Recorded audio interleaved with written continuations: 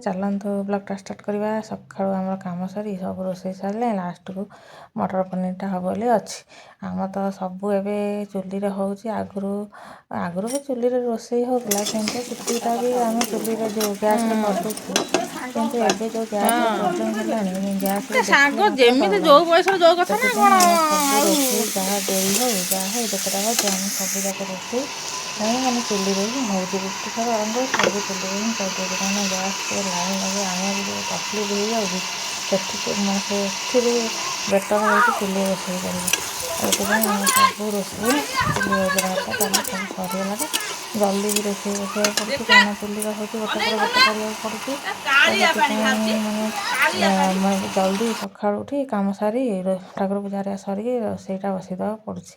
ତ ଏପଟେ ସବୁ ରୋଷେଇ ସରିଲେ ଲାଷ୍ଟକୁ ପନିରଟା ହେଉଛି। ଆଉ ଆଜି ମୋ ଝିଅର ଫେଭରାଇଟ୍, ସେ ତ ଆଇଁଷ ଖାଇବାକୁ ଏତେ ଭଲ ପାଉନି, ପନିର ଟିକେ ହେଲେ ତାକୁ ଭଲ ଲାଗୁଛି ଖାଇବା ପାଇଁ। ତ ତା'ର ଫେଭରାଇଟ୍ ଜିନିଷଟା ହେଇଛି ଆଉ।